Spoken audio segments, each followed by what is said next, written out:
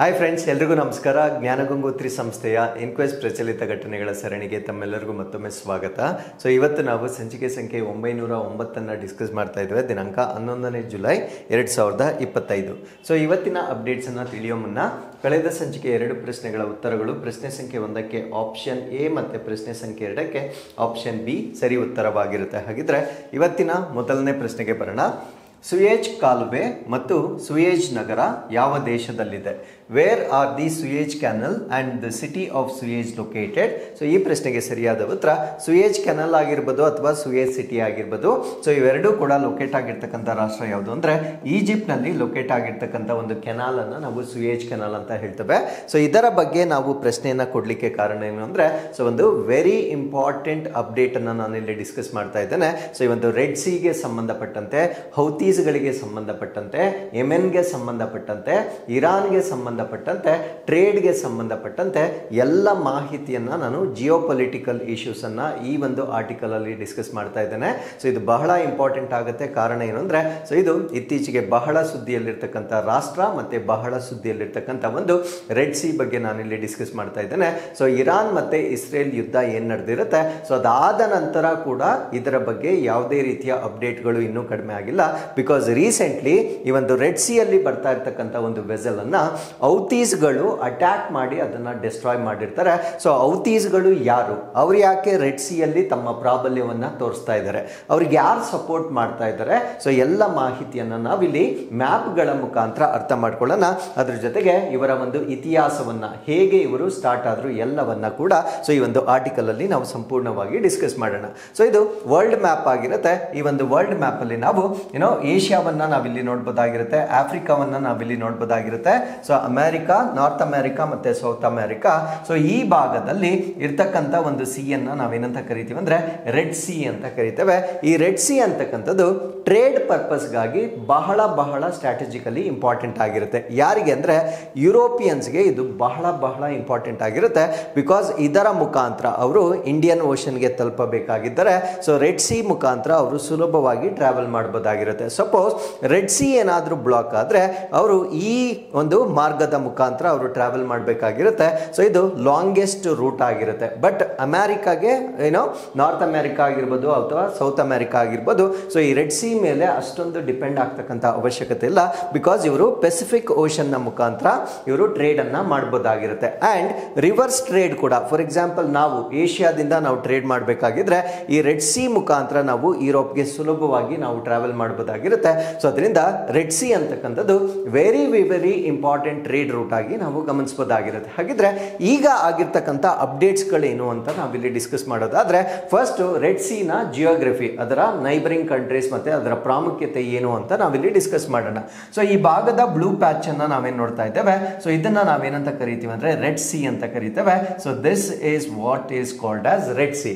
So red ಸಿಯ neighbouring countries ಯಾವ್ದು ಅಂತ ನಾವು ನೋಡೋದಾದ್ರೆ, so you can see here Yemen ಅನ್ನ ನಾವು ನೋಡ್ಬೋದು, ಸೌದಿ ಅರೇಬಿಯಾವನ್ನ ನಾವು ನೋಡ್ಬೋದಾಗಿರುತ್ತೆ, ಈ ಕಡೆ ಈಜಿಪ್ಟ್ ಅನ್ನ ನಾವು ನೋಡ್ಬೋದು, ಸುಡಾನ್ ಅನ್ನ ನಾವು ನೋಡ್ಬೋದು, ಇಲ್ಲಿ ನಾವು ಎರಿಟ್ರಿಯಾವನ್ನ ನೋಡ್ಬೋದಾಗಿರುತ್ತೆ. ಸೊ 5 ರಾಷ್ಟ್ರಗಳೊಂದಿಗೆ ಅದು ತನ್ನ ಗಡಿಯನ್ನ ಶೇರ್ ಮಾಡ್ಕೊಳ್ತಕ್ಕಂಥ ಒಂದು ಸಮುದ್ರವಾಗಿ ನಾವು ರೆಡ್ ಸಿ ಅನ್ನ ನೋಡ್ಬೋದಾಗಿರುತ್ತೆ.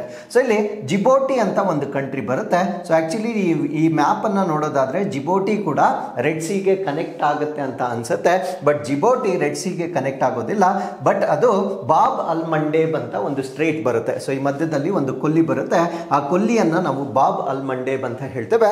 ಆ ಕೊಲ್ಲಿಯ ಮುಖಾಂತರ ಅದು ಸಂಪರ್ಕವಾಗುತ್ತೆ. ಸೊ ಜಿಬೋಟಿ ನೇರವಾಗಿ ರೆಡ್ ಸಿಗೆ ಅದು ಸಂಪರ್ಕವಾಗೋದಿಲ್ಲ. ಹಾಗಿದ್ರೆ ಈ ಒಂದು ರೆಡ್ ಸಿ ಏನಿದೆ, ರೆಡ್ ಸಿ ಇಲ್ಲಿರ್ತಕ್ಕಂಥ ಮೆಡಿಟರೇನಿಯನ್ ಸಿ ಜೊತೆಗೆ ಕನೆಕ್ಷನ್ ಅನ್ನ ಹೊಂದಿದೆ.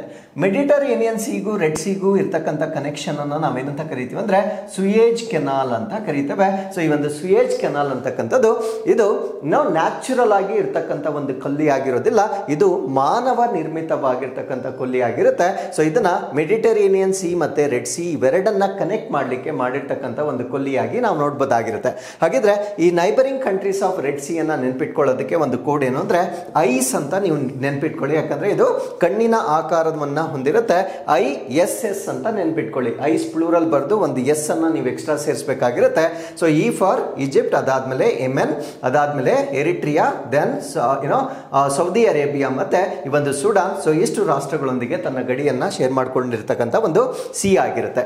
ಸೊ ಈಗ ಈ ಹೌತೀಸ್ಗಳು ಅಟ್ಯಾಕ್ ಮಾಡಿರ್ತಕ್ಕಂಥದ್ದು ಯಾವ ರಾಷ್ಟ್ರಕ್ಕೆ ಸೇರಿರ್ತಕ್ಕಂಥ ಒಂದು ವೆಸಲ್ ಅನ್ನ ಅಟ್ಯಾಕ್ ಮಾಡಿರ್ತಾರೆ ಅಂದ್ರೆ ಲೈಬೇರಿಯಾಗೆ ಸಂಬಂಧಪಟ್ಟಿರ್ತಕ್ಕಂಥ ಒಂದು ಏನೋ ಆ ವೆಸಲ್ ಅನ್ನ ಅಥವಾ ವ್ಯಾಪಾರದ ಹಡಗನ್ನ ಅಟ್ಯಾಕ್ ಮಾಡಿರ್ತಾರೆ. ಸೊ ಲೈಬೇರಿಯಾ ಅಂತಕ್ಕಂಥದ್ದು ಆಫ್ರಿಕನ್ ಕಾಂಟಿನೆಂಟ್ ಅಲ್ಲಿ ಬರ್ತಕ್ಕಂಥ ಒಂದು ರಾಷ್ಟ್ರವಾಗಿರುತ್ತೆ. ಸೊ ಈ ಒಂದು ಲೈಬೇರಿಯಾದ ಮುಖಾಂತರ ಇಲ್ಲಿ ಬರ್ತಕ್ಕಂಥ ಒಂದು ಕೆನಾಲ್, ಈ ಕೆನಾಲ್ ಅನ್ನ ನಾವೇನಂತ ಕರಿತೀವಿ ಅಂದ್ರೆ ಜಿಬ್ರಾಲ್ಟರ್ ಸ್ಟ್ರೇಟ್ ಅಂತ ಹೇಳ್ತೇವೆ. ಜಿಬ್ರಾಲ್ಟರ್ ಸ್ಟ್ರೇಟ್ ನ ಮುಖಾಂತರ ಮೆಡಿಟರೇನಿಯನ್ ಸೀಗೆ ಬಂದು ಸುಯೇಜ್ ಕೆನಾಲ್ ನ ಮುಖಾಂತರ ರೆಡ್ ಸೀಗೆ ಬಂದು ಇಲ್ಲಿ ತಲುಪುವ ವೇಳೆಗೆ ಇಲ್ಲಿರ್ತಕ್ಕಂಥ ಯೆಮೆನ್ ನಲ್ಲಿರ್ತಕ್ಕಂಥ ಹೌತೀಸ್ಗಳು ಅದನ್ನ ಅಟ್ಯಾಕ್ ಮಾಡಿ ಅದನ್ನ ಡಿಸ್ಟ್ರಾಯ್ ಮಾಡಿರ್ತಾರೆ. ಸೊ ಈ ಒಂದು ಸ್ಟ್ರಾಟಜಿಕಲ್ ರೂಟ್ ಅಂತಕ್ಕಂಥದ್ದು ಟ್ರೇಡ್ ಪರ್ಪಸ್ಗೆ ಬಹಳ ಇಂಪಾರ್ಟೆಂಟ್ ಆಗಿರ್ತಕ್ಕಂಥ ರೂಟ್ ಆಗಿರುತ್ತೆ. ನಾವು what makes the difference, red C ಅಂತಕ್ಕಂಥದ್ದು ಏನಕ್ಕೆ ಇಂಪಾರ್ಟೆಂಟ್ ಆಗುತ್ತೆ ಅನ್ನೋದನ್ನ ನಾವಿಲ್ಲಿ ಅರ್ಥ ಮಾಡ್ಕೊಳ್ಳೋದಾದ್ರೆ ಇಮ್ಯಾಜಿನ್ ನೆದರ್ಲ್ಯಾಂಡ್ ಇಂದ ನಾವು ಬರಬೇಕು. ನೆದರ್ಲ್ಯಾಂಡ್ ಅಂದ್ರೆ ಯುರೋಪ್ ನಿಂದ ನಾವು ಗೂಡ್ಸ್ ಅನ್ನ ತರಬೇಕಾಗಿರುತ್ತೆ. ಸೊ ಯುರೋಪ್ ನಿಂದ ಗೂಡ್ಸ್ ಅನ್ನ ತರುವಾಗ ನಾವು ಅಟ್ಲಾಂಟಿಕ್ ಓಷನ್ ನ ಮುಖಾಂತರ ಫಸ್ಟ್ ಟ್ರಾವೆಲ್ ಮಾಡಬಹುದಾಗಿರುತ್ತೆ. ಅಟ್ಲಾಂಟಿಕ್ ಓಷನ್ ನ ನಂತರ ಜಿಬ್ರಾಲ್ಟರ್ಗೆ ನಾವು ಬರಬೇಕಾಗಿರುತ್ತೆ. ಜಿಬ್ರಾಲ್ಟರ್ ಅಂತಕ್ಕಂಥದ್ದು ಇದು ಸ್ಪೇನ್ ಮತ್ತೆ ಮೊರಾಕೋ ನಡುವೆ ಬರ್ತಕ್ಕಂಥ ಒಂದು ಸಂಧಿ ಆಗಿರುತ್ತೆ. ಒಂದು ಸ್ಪೇನ್ ಇನ್ನೊಂದು ಮೊರಾಕೋ ನಡುವೆ ಬರ್ತಕ್ಕಂಥ ಒಂದು ಸಂಧಿ ಆಗಿರುತ್ತೆ. ಸೊ ಈ ಜಿಬ್ರಾಲ್ಟರ್ ಸ್ಟ್ರೇಟ್ ಏನಿರುತ್ತೆ ಇದು ಮೆಡಿಟರೇನಿಯನ್ ಸಿ ಮತ್ತೆ ಅಟ್ಲಾಂಟಿಕ್ ಓಷನ್ ಅನ್ನ ಕನೆಕ್ಟ್ ಮಾಡ್ತಕ್ಕಂಥ ಒಂದು ಜಲಸಂಧಿ ಆಗಿರುತ್ತೆ. ಸೊ ಇವೆಲ್ಲ ಕೂಡ ಎಕ್ಸಾಮ್ಗೆ ಬಹಳ ಇಂಪಾರ್ಟೆಂಟ್ ಆಗಿರುತ್ತೆ. ಸೊ ಜಿಬ್ರಾಲ್ಟರ್ ಅಂತಕ್ಕಂಥದ್ದು it connects Atlantic ocean and Mediterranean C ಅನ್ನ ಕನೆಕ್ಟ್ ಮಾಡ್ತಕ್ಕಂಥ ಒಂದು ಸ್ಟ್ರೇಟ್ ಆಗಿರುತ್ತೆ. ಸೊ ಈಗ ಮೆಡಿಟರೇನಿಯನ್ ಸಿಯ ಮುಖಾಂತರ ನಾವು ಇಲ್ಲಿಗೆ ಬಂದಾಗ ಸೊ ಮೆಡಿಟರೇನಿಯನ್ ಸಿ ಎಂಡ್ ಅಲ್ಲಿ ನಾವು ಸುಯೇಜ್ ಕೆನಾಲ್ ಅನ್ನ ನಾವು ನೋಡಬಹುದಾಗಿರುತ್ತೆ. ಸುಯೇಜ್ ಕೆನಾಲ್ ಅಂತಕ್ಕಂಥದ್ದು ಈ ಒಂದು ಮೆಡಿಟರೇನಿಯನ್ ಸಿಯನ್ನ ರೆಡ್ ಸಿಗೆ ಕನೆಕ್ಟ್ ಮಾಡ್ತಕ್ಕಂಥ ಒಂದು ಜಲಮಾರ್ಗವಾಗಿರುತ್ತೆ ಅಥವಾ ಸ್ಟ್ರೇಟ್ ಅಥವಾ ಕೊಲ್ಲಿ ಆಗಿರುತ್ತೆ. ಈ ಸುಯೇಜ್ ಕೆನಾಲ್ ಅಂತಕ್ಕಂಥದ್ದು ಈಜಿಪ್ಟ್ ನಲ್ಲಿ ಕೊರೆದಿರ್ತಕ್ಕಂಥ ಒಂದು ಕೆನಾಲ್ ಆಗಿರುತ್ತೆ. ಸೊ ಈ ಸುಯೇಜ್ ಕೆನಾಲ್ ನ ಕಂಪ್ಲೀಟ್ ಕಂಟ್ರೋಲ್ ಅಂತಕ್ಕಂಥದ್ದು ಈಜಿಪ್ಟ್ ನ ರಾಷ್ಟ್ರದೊಂದಿಗೆ ಇರ್ತಕ್ಕಂಥದ್ದನ್ನ ನೀವು ನೆನ್ಪಿಟ್ಕೊಳ್ಬೇಕಾಗಿರುತ್ತೆ. ಸೊ ಈ ಒಂದು ಸುಯೇಜ್ ಕೆನಾಲ್ ನ ಮುಖಾಂತರ ನಾವು ರೆಡ್ ಸಿ ಅನ್ನ ಹಾದು ಹೋಗ್ಬೇಕಾಗಿರುತ್ತೆ. ಸೊ ರೆಡ್ ಸಿ ಈ ಒಂದು ಪಾಯಿಂಟ್ ಬಂದಾಗ ಇಲ್ಲಿ ಯೆಮೆನ್ ರಾಷ್ಟ್ರವನ್ನ ನೋಡಬಹುದಾಗಿರುತ್ತೆ. ಇಲ್ಲೊಂದು ಸಣ್ಣದಾದ ಕೊಲ್ಲಿ ಇರುತ್ತೆ. ಆ ಕೊಲ್ಲಿಯನ್ನ ನಾವೇನಂತ ಕರಿತೀವಿ ಅಂದ್ರೆ ಬಾಬ್ ಅಲ್ ಮಂಡೇಬ್ ಸ್ಟ್ರೇಟ್ ಅಂತ ಹೇಳ್ತೇವೆ. ಬಾಬ್ ಅಲ್ ಮಂಡೇಬ್ ಸ್ಟ್ರೇಟ್ ನ ಮುಖಾಂತರ ನಾವು ಇಂಡಿಯನ್ ಓಷನ್ ಗೆ ತಲುಪಿ ನಾವು ಸಿಂಗಾಪುರ್ಗೆ ಟ್ರಾವೆಲ್ ಮಾಡಬಹುದಾಗಿರುತ್ತೆ. ಸೊ ಈ ಒಂದು ಟೋಟಲ್ ಜರ್ನಿ ಏನಿರುತ್ತೆ ನೆದರ್ಲ್ಯಾಂಡ್ ಇಂದ ನಾನು ಸಿಂಗಾಪುರ್ಗೆ ಟ್ರೇಡ್ ಅನ್ನ ಮಾಡಬೇಕಾಗಿದ್ರೆ 26 ಡೇಸ್ ಅನ್ನ ತೆಗೆದುಕೊಳ್ಳುತ್ತೆ. ಸೊ ಇದು ಒಟ್ಟು 8500 ನಾಟಿಕಲ್ ಮೈಲ್ಸ್ ಅಷ್ಟು ಡಿಸ್ಟೆನ್ಸ್ ಅನ್ನ ಹೊಂದಿರುವ ಒಂದು ಮಾರ್ಗವಾಗಿರುತ್ತೆ. ಸಪೋಸ್ ಈಗ ಎಮೆನ್ಸ್ಗಳು ಇಲ್ಲಿ ಅಟ್ಯಾಕ್ ಮಾಡ್ತಾ ಇದ್ದಾರೆ ಅಂತ ಗೊತ್ತಾದಾಗ ನಾವು ಆ ರೂಟ್ ಅನ್ನ ಅವಾಯ್ಡ್ ಮಾಡಬೇಕಾಗಿರುತ್ತೆ. ಸೊ ಅದರಿಂದ ನಾವು ಈ ಒಂದು ಅಟ್ಲಾಂಟಿಕ್ ಓಷನ್ ನ ಮುಖಾಂತರ ಕೇಪ್ ಆಫ್ ಗುಡ್ ಹೋಪ್ ಅನ್ನ ನಾವು ಕ್ರಾಸ್ ಮಾಡಿಕೊಂಡು ಸಿಂಗಾಪುರ್ಗೆ ಟ್ರಾವೆಲ್ ಮಾಡಬಹುದಾಗಿರುತ್ತೆ. ಸೊ ಇದು ಸೇಫ್ ಮಾರ್ಗವಾಗಿದ್ರು ಕೂಡ ಎಕನಾಮಿಕಲಿ ಅದು ವಯಬಲ್ ಆಗಿರೋದಿಲ್ಲ. ಕಾರಣ ಏನು ಅಂದ್ರೆ ಒಟ್ಟು 11800 ನಾಟಿಕಲ್ ಮೈಲ್ಸ್ ಅನ್ನ ಅವರು ಟ್ರಾವೆಲ್ ಮಾಡಬೇಕಾಗಿರುತ್ತೆ. You can see the difference. 8500 11800. So ಎಷ್ಟು kilometres I mean to say nautical miles ಅಷ್ಟು ನಾವು ಹೆಚ್ಚಾಗಿ ಟ್ರಾವೆಲ್ ಮಾಡಬೇಕಾಗಿರುತ್ತೆ. ಸೊ ಈ ಒಂದು ಜರ್ನಿ ಮಾಡಲಿಕ್ಕೆ 10 ಡೇಸ್ ಎಕ್ಸ್ಟ್ರಾ ತಗೊಳುತ್ತೆ. ಮುಂಚೆ ಆಗಿದ್ರೆ 26 ಡೇಸ್ ಅಲ್ಲಿ ಮಾಡಬಹುದಾಗಿತ್ತು. ಸೊ ಈಗ ನಾವು 36 ಡೇಸ್ ಅಲ್ಲಿ ಮಾಡಬೇಕಾಗಿರುತ್ತೆ. ಸೊ ಇದು ಈ ಒಂದು ಮಾರ್ಗಕ್ಕೆ ಇರ್ತಕ್ಕಂಥ ಒಂದು ಸಿಗ್ನಿಫಿಕೆನ್ಸ್ ಅಥವಾ ಮಹತ್ವವಾಗಿ ನಾವು ನೋಡಬಹುದಾಗಿರುತ್ತೆ. ಬಟ್ ಅನ್ಫಾರ್ಚುನೇಟ್ಲಿ ಯೆಮೆನ್ ರಾಷ್ಟ್ರದವರು ಅಲ್ಲಿ ಬರ್ತಕ್ಕಂಥ ಹಡಗುಗಳನ್ನ ಅಟ್ಯಾಕ್ ಮಾಡ್ತಾ ಇರ್ತಕ್ಕಂಥದ್ದು ಒಂದು ದುರಾದೃಷ್ಟಕರವಾಗಿರ್ತಕ್ಕಂಥ ಸಂಗತಿ ಆಗಿರುತ್ತೆ. ಸೊ ಇವಾಗ ಇನ್ನೊಂದು ಕ್ವೆಶನ್ ಮಾರ್ಕ್ ಬರುತ್ತೆ, ಯಾಕೆ ಅಟ್ಯಾಕ್ ಮಾಡ್ತಾ ಇದ್ದಾರೆ, ಯಾವ ಕಂಟ್ರೀಸ್ ಗಳನ್ನ ಅವರು ಟಾರ್ಗೆಟ್ ಮಾಡ್ತಾ ಇದ್ದಾರೆ.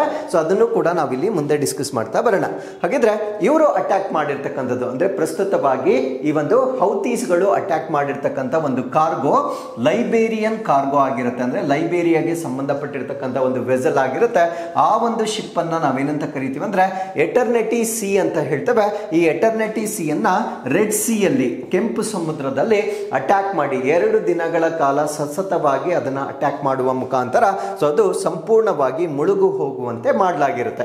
ಸೊ ಈಗ ಈ ಒಂದು ವಿಚಾರಕ್ಕೆ ಸಂಬಂಧಪಟ್ಟಂತೆ ಒಂದು ಬ್ರಾಡರ್ ಕಾಂಟೆಕ್ಸ್ಟ್ ಅನ್ನ ನಾವು ತಿಳ್ಕೊಳ್ಳೋದಾದ್ರೆ ಸೊ 2023ರ ಸಮಯದಲ್ಲಿ ಆಲ್ಮೋಸ್ಟ್ 100 ಅಟ್ಯಾಕ್ ಗಳನ್ನ ಮಾಡಿರ್ತಾರೆ. ಯಾಕಂದ್ರೆ this is not the very first example. ಹೌತೀಸ್ಗಳು ಇದಕ್ಕಿಂತ ಮುಂಚೆ ಕೂಡ 2023ರಿಂದ ನಾವು ತೆಗೆದುಕೊಂಡಾಗ 100ಕ್ಕೂ ಹೆಚ್ಚು ಈ ಒಂದು ಅಟ್ಯಾಕ್ ಗಳನ್ನ ಈ ಒಂದು ರೆಡ್ ಸಿ ಅಲ್ಲಿ ಮಾಡಿರ್ತಕ್ಕಂಥದ್ದು ಒಂದು ಪ್ರಾಬ್ಲಮ್ಯಾಟಿಕ್ ಥಿಂಗ್ ಆಗಿ ನಾವಿಲ್ಲಿ ಕನ್ಸಿಡರ್ ಮಾಡ್ಬೋದಾಗಿರುತ್ತೆ. ಹಾಗಿದ್ರೆ ಹೌತೀಸ್ ಯಾರು, ಯಾತಕ್ಕಾಗಿ ಇವರು ಹುಟ್ಕೊಂಡಿದ್ದಾರೆ, ಯಾಕೆ ಇವರು ಬಂಡುಕೋರತನದ ಒಂದು ಪ್ರವೃತ್ತಿಯನ್ನ ಹೊಂದಿದ್ದಾರೆ ಅಂತ ನಾವಿಲ್ಲಿ ನೋಡೋದಾದ್ರೆ, ಸೊ ಅವರನ್ನ ಮುಂಚೆ ಏನಂತ ಕರಿತಾ ಇದ್ರು ಅಂದ್ರೆ ಅನ್ಸಾರ್ ಅಲ್ಲಾ ಅಂತ ಕರಿತಾ ಇದ್ರು. ಅನ್ಸಾರ್ ಅಲ್ಲಾ ಇದರ ಮೀನಿಂಗ್ ಏನು ಅಂದ್ರೆ ಸಪೋರ್ಟರ್ಸ್ ಆಫ್ ಗಾಡ್ ಅಂತ ಕರೀತಾರೆ, ಅಂದ್ರೆ ದೇವರ ಬೆಂಬಲಿಗರು ಅಂತ ಕರೀತಾರೆ. ಅವ್ರು ಮಾಡ್ತಾ ಇರ್ತಕ್ಕಂಥ ಆಕ್ಟಿವಿಟಿಗೂ ಅವರ ಒಂದು ಈ ದೇವರ ಬೆಂಬಲಿಗರು ಅನ್ನೋದಕ್ಕೆ ಯಾವುದೇ ರೀತಿಯ ಸಂಬಂಧ ಇಲ್ಲ. ಸೊ ಆ ಒಂದು ಪ್ರೀವಿಯಸ್ ನೇಮ್ ಆಗಿ ನಾವು ಅನ್ಸಾರ್ ಅಲ್ಲಾ ಅಂತ ನಾವು ಇವರನ್ನ ನೋಡಬಹುದಾಗಿರುತ್ತೆ. So they are powerful rebel group based in northern Yemen. So northern Yemen ಅಥವಾ ವೆಮನ್ನ ಉತ್ತರದಲ್ಲಿ ಇರ್ತಕ್ಕಂಥ ಒಂದು ಪ್ರಬಲವಾದ ಬಂಡಾಯ ಗುಂಪು ಅಂತ ನಾವು ಇವರನ್ನ ಹೇಳ್ಬೋದಾಗಿರುತ್ತೆ. ಸೊ ಹಾಗಿದ್ರೆ ಈ ಒಂದು ಗುಂಪು ಯಾವಾಗ ಸ್ಟಾರ್ಟ್ ಆಯ್ತು, ಯಾವ ಕಾರಣಕ್ಕಾಗಿ ಸ್ಟಾರ್ಟ್ ಆಯ್ತು ಅಂತ ನಾವು ನೋಡೋದಾದ್ರೆ 1990s ಅಲ್ಲಿ 1990ರ ದಶಕದಲ್ಲಿ ಹುಸೇನ್ ಅಲ್ ಹೌತಿ ಅಂತ ಇರ್ತಾರೆ. ಸೊ ಇವರು ಈ ಒಂದು ಬಂಡುಕೋರರ ಗುಂಪನ್ನ ಹುಟ್ಟು ಹಾಕ್ತಾರೆ. ಯಾವ ಒಂದು ಮೂಮೆಂಟ್ ಅಥವಾ ಚಳುವಳಿಯ ಮುಖಾಂತರ ಅಂದ್ರೆ ಜೈದಿ ಶಿಯಾ ರಿವೈವಲಿಸ್ಟ್ ಅಂತ ಹೇಳ್ತೇವೆ. ಜೈದಿ ಶಿಯಾ ಪುನರುಜ್ಜೀವನ ಚಳುವಳಿಯ ಮುಖಾಂತರ ಈ ಹೌತೀಸ್ ಅಂತಕ್ಕಂಥ ಒಂದು ಬಂಡುಕೋರರನ್ನ 1990ರ ದಶಕದಲ್ಲಿ ಹುಸೇನ್ ಅಲ್ ಹೌತಿ ಅವರಿಂದ ಸ್ಥಾಪಿಸಲ್ಪಟ್ಟಿರ್ತಕ್ಕಂಥ ಒಂದು ಬಂಡುಕೋರರ ಸಂಘಟನೆಯಾಗಿ ನಾವು ಇದನ್ನ ನೋಡಬಹುದಾಗಿರುತ್ತೆ. ಹಾಗಿದ್ರೆ ವಾಟ್ ಆರ್ ದೇರ್ ಬಿಲೀಫ್ಸ್, ಇವರ ಒಂದು ನಂಬಿಕೆಗಳೇನು ಅಂತ ನಾವಿಲ್ಲಿ ನೋಡೋದಾದ್ರೆ anti western and anti Israeli stance, ಅಂದ್ರೆ ಅವರು ಪಾಶ್ಚಿಮಾತ್ಯವನ್ನ ವಿರೋಧ ಮಾಡ್ತಾರೆ, ಪರ್ಟಿಕ್ಯುಲರ್ ಆಗಿ ಇಸ್ರೇಲ್ ಅನ್ನ ವಿರೋಧ ಮಾಡ್ತಾರೆ. ಇವಾಗ ಇಸ್ರೇಲ್ಗೂ ಪಾಶ್ಚಿಮಾತ್ಯಕ್ಕೂ ಏನ್ ಸಂಬಂಧ ಅಂತ ಕೇಳೋದಾದ್ರೆ, ಸೊ ನಮ್ಗೆ ಗೊತ್ತಿದೆ ಇಸ್ರೇಲ್ಗೆ US ನೇರವಾಗಿ ಬೆಂಬಲ ಮಾಡ್ತಕ್ಕಂಥ ಒಂದು ರಾಷ್ಟ್ರವಾಗಿರುತ್ತೆ. ಫಾರ್ ಎಕ್ಸಾಂಪಲ್ ಮೊನ್ನೆ ಕೂಡ ಇಸ್ರೇಲ್ ಮತ್ತೆ ಇರಾನ್ ನಡುವೆ ಈ ಒಂದು ಯುದ್ಧ ಆಗ್ತಾ ಇದ್ದಾಗ ಅಮೆರಿಕಾದವರು ಕೂಡ ಇರಾನ್ ಮೇಲೆ ತಮ್ಮ ನ್ಯೂಕ್ಲಿಯರ್ ಬೇಸಿಸ್ ಗಳ ಮೇಲೆ ಅಟ್ಯಾಕ್ ಮಾಡಿರ್ತಕ್ಕಂಥದ್ದು ನಿಮಗೆ ಡೆಫಿನೆಟ್ಲಿ ಗೊತ್ತಿರುತ್ತೆ.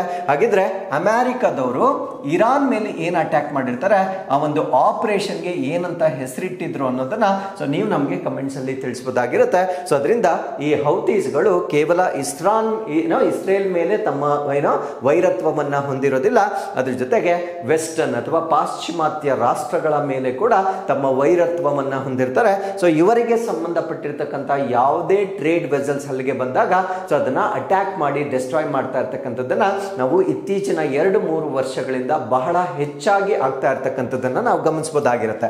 ಸೊ ಹಾಗಿದ್ರೆ ಈ ಒಂದು ಹೌತೀಸ್ಗಳ ಸ್ಲೋಗನ್ ಏನು, ಘೋಷಣೆ ಏನು ಅಂತ ನಾವಿಲ್ಲಿ ನೋಡೋದಾದ್ರೆ ಡೆತ್ ಟು ಅಮೆರಿಕಾ, ಅಂದ್ರೆ ಅಮೆರಿಕಕ್ಕೆ ಸಾವನ್ನ ನೀಡ್ತಕ್ಕಂಥದ್ದು. ಡೆತ್ ಟು ಇಸ್ರೇಲ್, ಇಸ್ರೇಲ್ಗೆ ಸಾವನ್ನ ನೀಡ್ತಕ್ಕಂಥದ್ದು. ಕರ್ಸ್ ಆಫ್ ಜೀವ್ಸ್, ಯಹೂದಗಳಿಗೆ ಶಾಪ.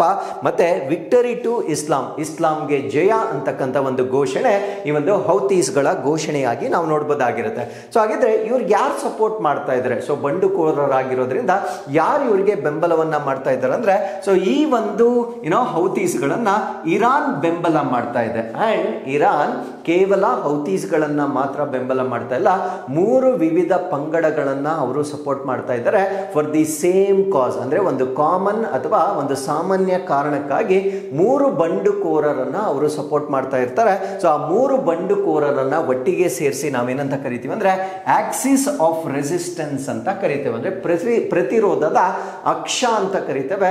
ಈ ಪ್ರತಿರೋಧದ ಅಕ್ಷಕ್ಕೆ ಮಿಲಿಟರಿ ಟ್ರೈನಿಂಗ್ ಆಗಿರ್ಬೋದು, ಫಂಡಿಂಗ್ ಆಗಿರ್ಬೋದು, ಎಲ್ಲ ಕೂಡ ಕೊಡ್ತಾ ಇರ್ತಕ್ಕಂಥದ್ದು ಇರಾನ್ ರಾಷ್ಟ್ರವಾಗಿರುತ್ತೆ. ಹಾಗಿದ್ರೆ ಹೌತೀಸ್ ಜೊತೆಗೆ ಇನ್ನ ಇಬ್ಬರಿಗೆ ಯಾರಿಗೆ ಇವರು ಟ್ರೈನಿಂಗ್ ಅನ್ನ ಅಥವಾ ಫಂಡಿಂಗ್ ಅನ್ನ ಮಾಡ್ತಾ ಇದ್ದಾರೆ ಅಂದ್ರೆ ಹೆಜ್ಬೊಲ್ಲಾಗಳಿಗೆ ಮಾಡ್ತಾ ಇದ್ದಾರೆ, ಮತ್ತೆ ಹಮಾಸ್ಗಳಿಗೆ ಮಾಡ್ತಾ ಇದ್ದಾರೆ. ಹಾಗಿದ್ರೆ ಯಾರು ಇವರು, ಹೆಜ್ಬೊಲ್ಲಾ ಅಂದ್ರೆ ಯಾರು, ಹಮಾಸ್ ಅಂದ್ರೆ ಯಾರು, ಅದನ್ನು ಕೂಡ ನಾವಿಲ್ಲಿ ಡಿಸ್ಕಸ್ ಮಾಡೋಣ. ಸೊ ಹೆಜ್ಬೊಲ್ಲಾ ಮತ್ತೆ ಹಮಾಸ್ ಅನ್ನ ನಾವು ಡಿಸ್ಕಸ್ ಮಾಡಲಿಕ್ಕೆ ಈ ಒಂದು ಮ್ಯಾಪ್ ಅನ್ನ ನಾನು ಇಲ್ಲಿ ಕನ್ಸಿಡರ್ ಮಾಡಿದ್ದೇನೆ. ಸೊ ಈ ಮ್ಯಾಪ್ ಅಲ್ಲಿ ನಾವು ಡಿಸ್ಕಸ್ ಮಾಡ್ತಕ್ಕಂಥ ಮಾಹಿತಿ ಏನು ಅಂದ್ರೆ ಆಕ್ಸಿಸ್ ಆಫ್ ರೆಸಿಸ್ಟೆನ್ಸ್. ನಾನು ಇಷ್ಟೊತ್ತು ಏನ್ ಚರ್ಚೆ ಮಾಡಿದೆ, ಆಕ್ಸಿಸ್ ಆಫ್ ರೆಸಿಸ್ಟೆನ್ಸ್, 3 ಬಂಡುಕೋರರನ್ನ ಯಾವ ಯಾವ ರಾಷ್ಟ್ರಗಳಲ್ಲಿ ಅವರು ನೆಲೆಯಾಗಿದ್ದಾರೆ ಅನ್ನೋದನ್ನ ನಾವಿಲ್ಲಿ ಡಿಸ್ಕಸ್ ಮಾಡೋಣ.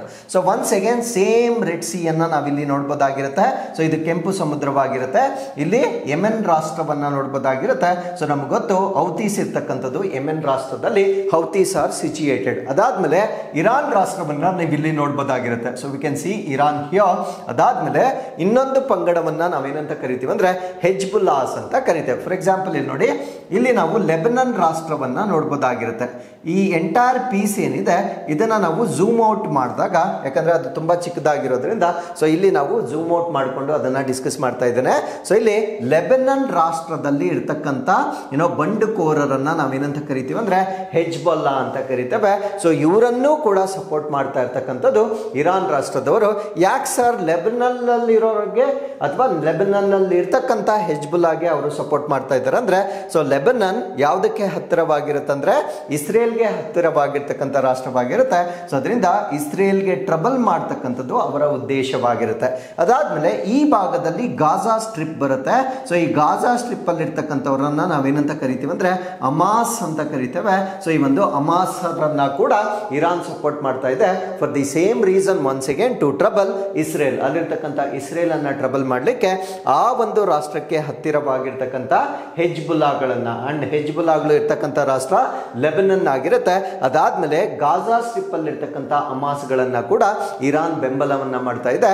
ಇದರ ಜೊತೆಗೆ ಯೆಮೆನ್ ನಲ್ಲಿರ್ತಕ್ಕಂಥ ಈ ಹೌತೀಸ್ ಗಳಿಗೂ ಕೂಡ ಇರಾನ್ ಸಪೋರ್ಟ್ ಮಾಡ್ತಾ ಇರ್ತಕ್ಕಂಥದ್ದನ್ನ ನಾವು ನೋಡ್ಬೋದಾಗಿರುತ್ತೆ. ಹಾಗಿದ್ರೆ ರೆಡ್ ಸಿ ಏನಕ್ಕೆ ಕನೆಕ್ಟ್ ಆಗುತ್ತೆ? ಇನ್ನೊಂದು ಜಿಯೋಗ್ರಾಫಿಕಲ್ ಪಾಯಿಂಟ್ ಅನ್ನ ನಾವಿಲ್ಲಿ ಅರ್ಥ ಮಾಡ್ಕೊಳ್ಳೋದಾದ್ರೆ, ಕೆಂಪು ಸಮುದ್ರ ಗಲ್ಫ್ ಆಫ್ ಈಡನ್ಗೆ ಕನೆಕ್ಟ್ ಆಗುತ್ತೆ.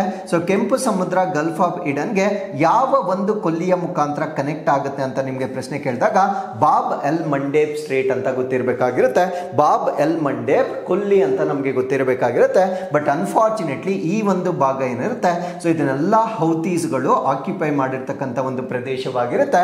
ಸೊ ಯಾವಾಗ ಈ ಒಂದು ಭಾಗದಲ್ಲಿ ಅವರ ಎನಿಮಿ ವೆಸಲ್ಸ್ ಯಾವ್ದು ಬರುತ್ತೆ ಅಂದ್ರೆ ಅವರ ಶತ್ರು ರಾಷ್ಟ್ರಗಳಿಂದ ಬರ್ತಕ್ಕಂಥ ಒಂದು ಹಡಗುಗಳೇನಿರುತ್ತೆ, ಸೊ ಆ ಹಡಗುಗಳನ್ನ ಅಟ್ಯಾಕ್ ಮಾಡ್ತಕ್ಕಂಥ ಒಂದು ಪಂಗಡವಾಗಿ ಅಥವಾ ಒಂದು ದಂಡುಕೋರರಾಗಿ ನಾವು ಈ ಒಂದು ಹೌತೀಸ್ಗಳನ್ನ ನೋಡ್ಬೋದಾಗಿರುತ್ತೆ. ಹಾಗಿದ್ರೆ ಇವರು ಒಂದು ಯೆಮೆನ್ ಸಿವಿಲ್ ವಾರ್ ಅಂದ್ರೆ ಯಾಕೆ ಇವರು ಬಂಡುಕೋರರಾಗಿದ್ದಾರೆ ಅದನ್ನ ನಾವಿಲ್ಲಿ ಡಿಸ್ಕಸ್ ಮಾಡೋದಾದ್ರೆ, ಸೊ 2014 ಇಂದ ನಾವು ಚರ್ಚೆ ಮಾಡೋಣ. 2014 ಅಲ್ಲಿ ಏನಾಯ್ತು ಅಂತ ನಾವಿಲ್ಲಿ ನೋಡೋದಾದ್ರೆ, seized Yemen's capital Sanaa ousting the internationally recognised government. ಅಂದ್ರೆ ಯೆಮೆನ್ ಅಂತಕ್ಕಂಥದ್ದು ಅಂತಾರಾಷ್ಟ್ರೀಯವಾಗಿ ಅನುಮೋದಿಸಲ್ಪಟ್ಟಿರ್ತಕ್ಕಂಥ ಒಂದು ರಾಷ್ಟ್ರವಾಗಿರುತ್ತೆ. ಸೊ ಅಂತಾರಾಷ್ಟ್ರೀಯವಾಗಿ ಅನುಮೋದಿಸಲ್ಪಟ್ಟಿರ್ತಕ್ಕಂಥ ರಾಷ್ಟ್ರ ಯೆಮೆನ್ ಏನಿರುತ್ತೆ, ಸೊ ಯೆಮೆನ್ನ ರಾಜಧಾನಿಯನ್ನ ನಾವೇನಂತ ಕರಿತೀವಿ ಅಂದ್ರೆ ಸಾನಾ ಅಂತ ಕರಿತೇವೆ. ಸೊ ಈ ಒಂದು ಸನಾವನ್ನ 2014ರಲ್ಲಿ ಈ ಹೌತೀಸ್ಗಳು ಅಟ್ಯಾಕ್ ಮಾಡಿರ್ತಾರೆ. ಸೊ ಲಿಟ್ರಲಿ ಇವಾಗ ಯೆಮೆನ್ಗೆ ಕ್ಯಾಪಿಟಲ್ ಸಿಟಿನೇ ಇಲ್ಲ. ಅಂದ್ರೆ ಅವ್ರು ಏನ್ ಕ್ಯಾಪಿಟಲ್ ಸಿಟಿ ಸನಾ ಅಂತ ಅವರು ಡೆಸಿಗ್ನೇಟ್ ಮಾಡ್ಕೊಂಡಿರ್ತಾರೆ, ಆ ಒಂದು ಸನಾವನ್ನ ಈ ಹೌತೀಸ್ಗಳು ಅಟ್ಯಾಕ್ ಮಾಡಿರ್ತಕ್ಕಂಥ ಒಂದು ಭಾಗವಾಗಿ ನಾವು ನೋಡ್ಬೋದಾಗಿರುತ್ತೆ. ಸೊ ಅದಾದ್ಮೇಲೆ the war against Saudi led coalition supporting Yemen's official government. For example ಈ ಮ್ಯಾಪ್ ಅಲ್ಲಿ ನೀವು ನೋಡೋದಾದ್ರೆ, so once again I will come back to this map. ಇಲ್ಲಿ ನೋಡಿ ಯೆಮೆನ್ ಅನ್ನ ನಾವಿಲ್ಲಿ ನೋಡ್ಬೋದಾಗಿರುತ್ತೆ. ಸೊ ಯೆಮೆನ್ಗೆ ಯಾವ ಕಂಟ್ರಿ ಬಾರ್ಡರ್ ಆಗುತ್ತೆ ಅಂದ್ರೆ ಸೌದಿ ಅರೇಬಿಯಾ ಬಾರ್ಡರ್ ಆಗುತ್ತೆ, ಮತ್ತೆ ಈ ಕಡೆ ಒಮೆನ್ ಬಾರ್ಡರ್ ಆಗುತ್ತೆ. ಸೊ ಒಮೆನ್ಗೂ ಈ ರಾಷ್ಟ್ರಕ್ಕೂ ಯಾವುದೇ ರೀತಿಯ ಐ ಮೀನ್ ಟು ಸೇ ಬೇರೆ ರಿಲೇಷನ್ಸ್ ಯಾವುದು ಇಲ್ಲ ಎಕ್ಸೆಪ್ಟ್ ಟ್ರೇಡ್ ರಿಲೇಷನ್ಸ್ ಇರ್ಬೋದಾಗಿರುತ್ತೆ. ಬಟ್ ಸೌದಿ ಅರೇಬಿಯಾ ಏನ್ ಮಾಡ್ತಾ ಇದೆ ಅಂದ್ರೆ ಯೆಮೆನ್ನ ಸರ್ಕಾರಕ್ಕೆ ನೇರವಾಗಿ ಬೆಂಬಲವನ್ನ ನೀಡ್ತಾ ಇದೆ. ಹಾಗಿದ್ರೆ ಹೌತೀಸ್ಗಳು ಯಾರನ್ನ ವಿರೋಧ ಮಾಡ್ತಾ ಇದ್ದಾರೆ ಅಂದ್ರೆ ಯೆಮೆನ್ ನಲ್ಲಿರ್ತಕ್ಕಂಥ official government which is backed by Saudi Arabia. ಅಂದ್ರೆ ಸೌದಿ ಅರೇಬಿಯಾದಿಂದ ಬೆಂಬಲವನ್ನ ಪಡೆದುಕೊಂಡಿರ್ತಕ್ಕಂಥ ಯೆಮೆನ್ ಸರ್ಕಾರದ ವಿರುದ್ಧ ಹೌತಿ ಬಂಡುಕೋರರು ಬಂಡಾಯವನ್ನ ಎದ್ದಿರ್ತಾರೆ. ಸೊ ಅಲ್ಲಿಗೆ ಹೌತಿ ಬಂಡುಕೋರರು ತನ್ನ ಸೇಮ್ ಜಿಯೋಗ್ರಫಿಕಲ್ ಲ್ಯಾಂಡ್ ಅಲ್ಲಿ ಇರ್ತಕ್ಕಂಥ ಯೆಮೆನ್ ಸರ್ಕಾರದ ವಿರುದ್ಧವಾಗಿ ದಂಗೆಯನ್ನ ಎದ್ದಿರ್ತಾರೆ. ಅದ್ರ ಜೊತೆಗೆ ಇರಾನ್ನ ಬೆಂಬಲದೊಂದಿಗೆ ಈ ಒಂದು ಯುರೋಪಿಯನ್ ನೇಷನ್ಸ್ ಅಥವಾ ಈ ಒಂದು Syria I mean to say ಇಸ್ರೇಲ್ಗೆ ಸಂಬಂಧಪಟ್ಟಂತೆ ವೆಸಲ್ಸ್ ಆಗಿರ್ಬೋದು, ಇನ್ಫ್ಯಾಕ್ಟ್ ಇವನ್ US ಗೆ ಸಂಬಂಧಪಟ್ಟಿರ್ತಕ್ಕಂಥ ಟ್ರೇಡ್ ಆಗಿರ್ಬೋದು, ಸೊ ಇದರ ಮೇಲೆ ಅಟ್ಯಾಕ್ ಮಾಡ್ತಾ ಇರ್ತಕ್ಕಂಥದ್ದನ್ನ ನಾವು ಇತ್ತೀಚೆಗೆ ಗಮನಿಸಬಹುದಾಗಿರುತ್ತೆ. ಸೊ ಅದಾದ್ಮೇಲೆ ಗವರ್ನೆನ್ಸ್ ಅಂದ್ರೆ ಇಲ್ಲಿರ್ತಕ್ಕಂಥ ಒಂದು ಆಡಳಿತವನ್ನ ನಾವು ನೋಡೋದಾದ್ರೆ, ಅಂದ್ರೆ ಯೆಮೆನ್ ನಲ್ಲಿರ್ತಕ್ಕಂಥ ಒಂದು ಆಡಳಿತವನ್ನ ನೋಡೋದಾದ್ರೆ, it controls large part of northern and western Yemen including Sana. ಅಂದ್ರೆ ಯೆಮೆನ್ ನ ಕ್ಯಾಪಿಟಲ್ ಸಿಟಿ ಏನಿರುತ್ತೆ, ಸೊ ಅದನ್ನೂ ಒಳಗೊಂಡಂತೆ ನಾರ್ದರ್ನ್ ಪಾರ್ಟ್ ಆಫ್ ಯೆಮೆನ್ ಅಂದ್ರೆ ಯೆಮೆನ್ ನ ಉತ್ತರದ ಭಾಗವನ್ನ ಸಂಪೂರ್ಣವಾಗಿ ಇವರ ಕಂಟ್ರೋಲ್ಗೆ ತೆಗೆದುಕೊಂಡಿರ್ತಕ್ಕಂಥ ಒಂದು ಪ್ರದೇಶವಾಗಿರುತ್ತೆ. ಸೊ ಈಗ ಯೆಮೆನ್ ಅನ್ನ ನಾವು ಸಂಪೂರ್ಣವಾಗಿ ಇಲ್ಲಿ ಮ್ಯಾಪ್ ಅಲ್ಲಿ ನೋಡೋದಾದ್ರೆ, ಸೊ ಇದು ಈ ಒಂದು ಪ್ಯಾಚ್ ಏನ್ ನಾವು ನೋಡ್ತಾ ಇದ್ದೇವೆ, ಸೊ ಇದು MN ಆಗಿರುತ್ತೆ. ಸೊ MN ನ ಕ್ಯಾಪಿಟಲ್ ಸಿಟಿ ಸನಾ ಆಗಿರುತ್ತೆ. ಸೊ ಈ ಭಾಗದಲ್ಲಿ ನಾವು ರೆಡ್ ಸಿ ಅನ್ನ ನೋಡಬಹುದಾಗಿರುತ್ತೆ.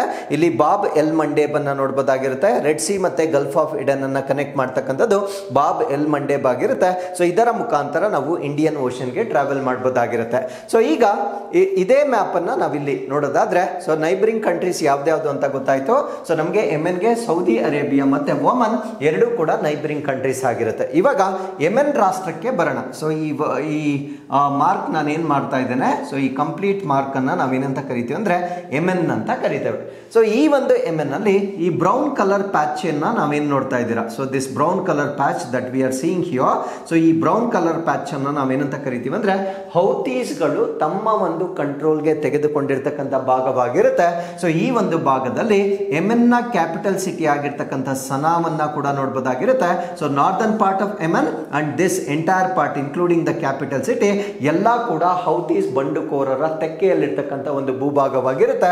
ಸೊ ಇಲ್ಲಿಂದ ಇವರು ರೆಡ್ ಸಿ ಅಲ್ಲಿ ಬರ್ತಕ್ಕಂಥ ವೆಸಲ್ಸ್ ಗಳನ್ನ ಅಟ್ಯಾಕ್ ಮಾಡ್ತಕ್ಕಂಥದ್ದು ಒಂದು ಸ್ಟ್ರಾಟಜಿಕ್ ಮೂವ್ ಆಗಿರುತ್ತೆ, ಅಥವಾ ಒಂದು ಆಂಟಿ ಸೋಷಿಯಲ್ ಮೂವ್ ಆಗಿ ನಾವು ಇದನ್ನ ಕನ್ಸಿಡರ್ ಮಾಡಬಹುದಾಗಿರುತ್ತೆ. ಅದಾದ್ಮೇಲೆ ಈ ಗ್ರೀನ್ ಕಲರ್ ಏನಿರುತ್ತೆ, ಹಸಿರು ಬಣ್ಣದಲ್ಲಿರ್ತಕ್ಕಂಥ ಈ ಒಂದು ಭಾಗ ಏನಿರುತ್ತೆ, ಸೊ ಈ ಭಾಗದಲ್ಲಿ MN ಸೌದಿ ಅರೇಬಿಯಾ ಬೆಂಬಲಿತವಾಗಿರ್ತಕ್ಕಂಥ ಒಂದು ಸರ್ಕಾರವನ್ನ ನಡೆಸ್ತಾ ಇದೆ.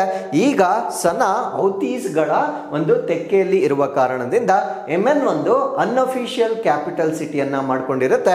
ಆ ಒಂದು ಕ್ಯಾಪಿಟಲ್ ಸಿಟಿಯನ್ನ ನಾವೇನಂತ ಕರಿತೀವಿ ಅಂದ್ರೆ ಏಡೆನ್ ಅಂತ ಕರಿತೇವೆ. ಸೊ ಈ ಏಡೆನ್ ಅನ್ನ ಈಗ ರಾಜಧಾನಿಯಾಗಿ MN ಅವರು ಕನ್ಸಿಡರ್ ಮಾಡಿರ್ತಕ್ಕಂಥದ್ದು ನಿಮ್ಗೆ ಗೊತ್ತಿರಬೇಕಾಗಿರುತ್ತೆ. ಸೊ ಇಷ್ಟೇ ಅಲ್ಲ, ಇನ್ನೂ ಒಂದು ಪ್ರಾಬ್ಲಮ್ ಇದೆ.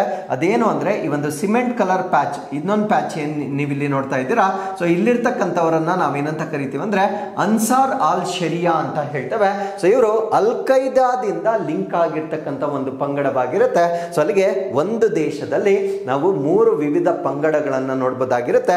ಒಂದು ಅಲ್ ಖೈದಾರೊಂದಿಗೆ ಬೆಂಬಲಿತವಾಗಿರ್ತಕ್ಕಂಥ ಅನ್ಸಾರ್ ಅಲ್ ಶರಿಯಾ ಅಂತ ಹೇಳ್ತೇವೆ. ಇನ್ನೊಂದು ಹೌತೀಸ್ ಬಂಡುಕೋರರು, ಅವರಿಗೆ ಇರಾನ್ ನಿಂದ ಬೆಂಬಲ ಬರ್ತಾ ಇದೆ. ಇನ್ನೊಂದು MN, ಅದು ಅಫಿಷಿಯಲ್ ಗವರ್ಮೆಂಟ್ ಆಗಿರುತ್ತೆ. ಸೊ ಈ MN ಸರ್ಕಾರಕ್ಕೆ ಸೌದಿ ಅರೇಬಿಯಾದಿಂದ ಬೆಂಬಲ ಬರ್ತಾ ಇದೆ.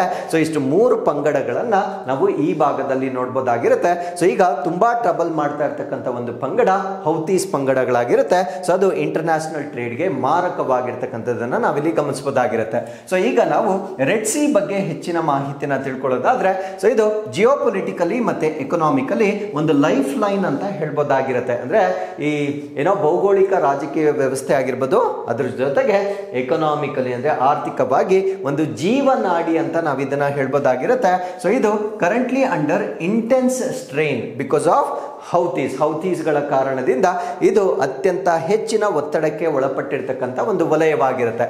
ಸೊ ಇದರ ಜಿಯೋಗ್ರಫಿಕಲ್ ಸಿಗ್ನಿಫಿಕೆನ್ಸ್ ನಮ್ಗೆ ಆಲ್ರೆಡಿ ಗೊತ್ತಾಗಿದೆ. Because it connects the Mediterranean sea to Indian Ocean. ಅಂದ್ರೆ ಮೆಡಿಟರೇನಿಯನ್ ಸಮುದ್ರವನ್ನ ಯಾವುದರ ಮುಖಾಂತರ ಅಂದ್ರೆ ಸುಯೇಜ್ ಕಾಲುವೆಯ ಮುಖಾಂತರ ಹಿಂದೂ ಮಹಾಸಾಗರಕ್ಕೆ ಬಾಬ್ ಎಲ್ ಮಂಡೇಬ್ ಜಲಸಂಧಿಯ ಮುಖಾಂತರ ಸಂಪರ್ಕಿಸುತ್ತದೆ. ಸೊ ಇವೆಲ್ಲ ಕನೆಕ್ಷನ್ಸ್ ಹೇಗಿರುತ್ತೆ ಅನ್ನೋದನ್ನ ನಾವು ಈಗಾಗಲೇ ಸೊ ಈ ಒಂದು ಮ್ಯಾಪ್ ಅಲ್ಲಿ ತಿಳ್ಕೊಂಡಿರ್ತೇವೆ. ಸೊ ಮೆಡಿಟರೇನಿಯನ್ ಸಿ ಇಂದ ನಾವು ರೆಡ್ ಸಿಗೆ ಬರ್ತೇವೆ.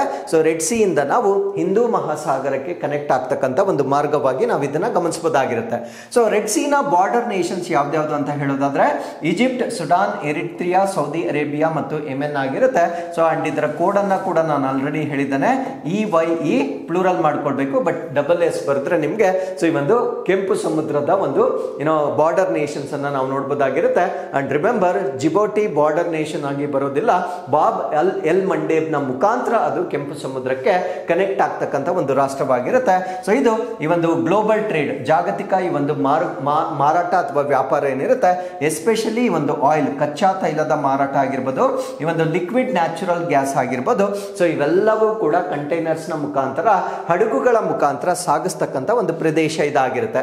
ಸೊ ಇದನ್ನ ನಾವು ಈ ಒಂದು ಸ್ಟ್ಯಾಟಿಸ್ಟಿಕಲಿ ನೋಡೋದಾದ್ರೆ, ಅಂದ್ರೆ ಎಷ್ಟು ಪ್ರಮಾಣದ ಟ್ರೇಡ್ ಇಲ್ಲಿ ನಡೆಯುತ್ತೆ ಅಂತ ನಾವು ಗಮನಿಸೋದಾದ್ರೆ 12% ಆಫ್ ದಿ ಗ್ಲೋಬಲ್ ಟ್ರೇಡ್, ಅಂದ್ರೆ ಜಾಗತಿಕವಾಗಿ ನಡೀತಕ್ಕಂಥ 12% ವ್ಯಾಪಾರ ಈ ಒಂದು ರೆಡ್ ಸಿ ಮುಖಾಂತರ ನಡೆಯುತ್ತೆ.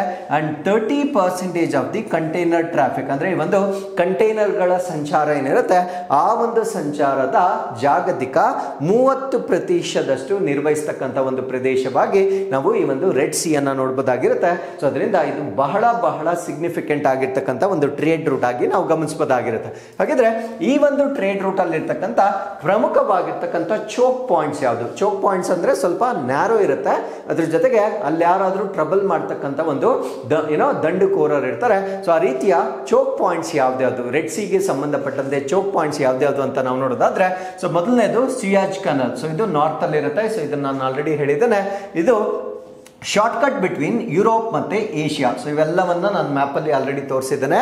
ಸುಯೇಜ್ ಕನಾಲ್ ಅಂತಕ್ಕಂಥದ್ದು ಬಿಟ್ವೀನ್ ಯುರೋಪ್ ಮತ್ತು ಏಷ್ಯಾಗೆ ಇರ್ತಕ್ಕಂಥ ಒಂದು ಶಾರ್ಟ್ ಕಟ್ ಆಗಿ ನಾವು ಸುಯೇಜ್ ಕನಾಲ್ ಅನ್ನ ನೋಡಬಹುದಾಗಿರುತ್ತೆ. ಎರಡನೇದು ಬಾಬ್ ಎಲ್ ಮಂಡೇಬ್ ಸ್ಟ್ರೇಟ್, ಇದು ಸೌತ್ ಅಲ್ಲಿ ಇರುತ್ತೆ.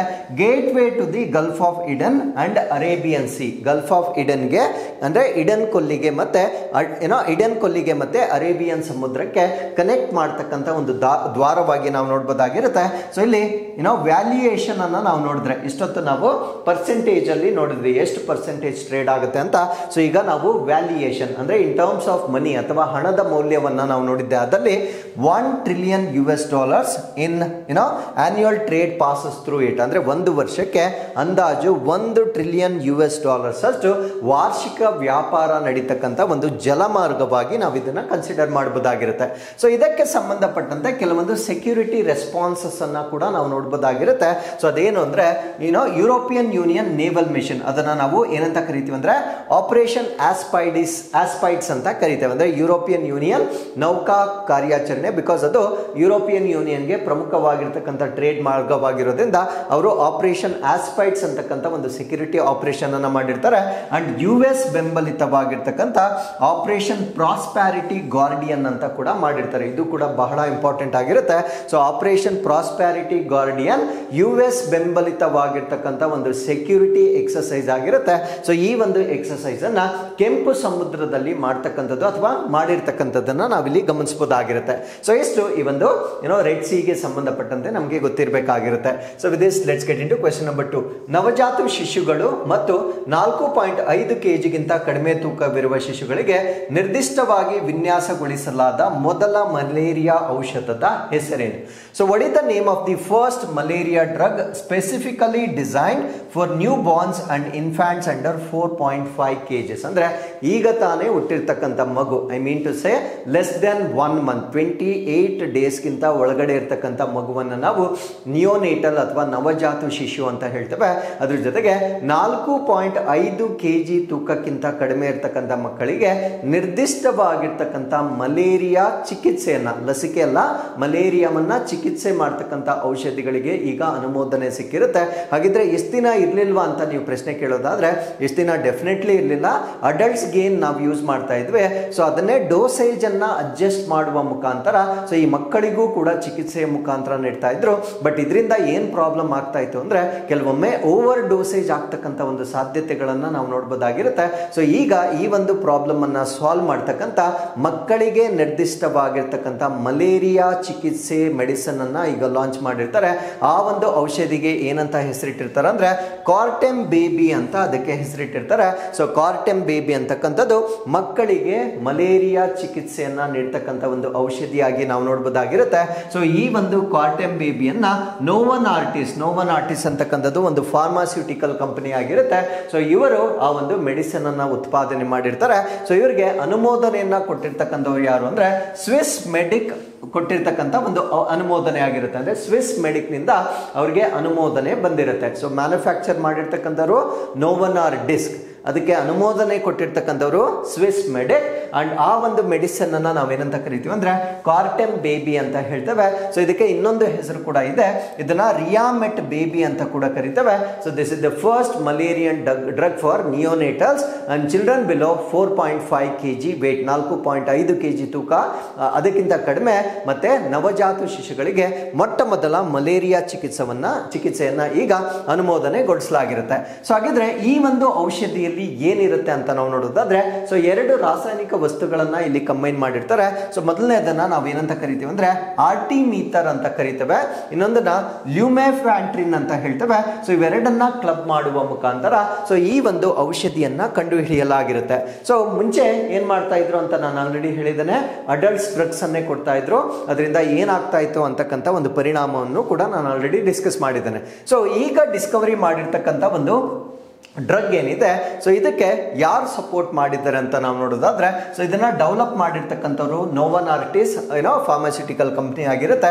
ಸೊ ಯಾರ ಜೊತೆ ಕೊಲಾಬರೇಷನ್ ಮಾಡ್ಕೊಂಡಿರ್ತಾರೆ ಅಂದ್ರೆ ಮೆಡಿಸಿನ್ಸ್ ಫಾರ್ ಮಲೇರಿಯಾ ವೆಂಚರ್ ಇವರ ಜೊತೆ ಕೊಲಾಬರೇಷನ್ ಅನ್ನ ಮಾಡಿಕೊಳ್ಳುವ ಮುಖಾಂತರ ಸೊ ಈ ಒಂದು ಔಷಧಿಯನ್ನ ಅವರು ಡಿಸ್ಕವರ್ ಮಾಡಿರ್ತಾರೆ. ನಾವು ವೈ ದಿಸ್ ಇಸ್ ಇಂಪಾರ್ಟೆಂಟ್, ಈ ಔಷಧಿ ನಮ್ಗೆ ಏನಕ್ಕೆ ಅನಿವಾರ್ಯವಾಗಿತ್ತು ಅಂತ ನಾವು ನೋಡೋದಾದ್ರೆ ಸೊ ಇಲ್ಲಿ 2023ರಲ್ಲಿ ಒಂದು ಸ್ಟ್ಯಾಟಿಸ್ಟಿಕ್ಸ್ ಬಂದಿರುತ್ತೆ. ಈ ಒಂದು ಸ್ಟ್ಯಾಟಿಸ್ಟಿಕ್ಸ್ ನಲ್ಲಿ 5,97,000 ಡೆತ್ಸ್ ಆಗಿರುತ್ತೆ ಮಲೇರಿಯಾ ಕಾಯಿಲೆದಿಂದ. ಪ್ರಪಂಚದಾದ್ಯಂತ 5,97,000 ಜನರು ಮರಣವನ್ನ ಹೊಂದಿರ್ತಾರೆ.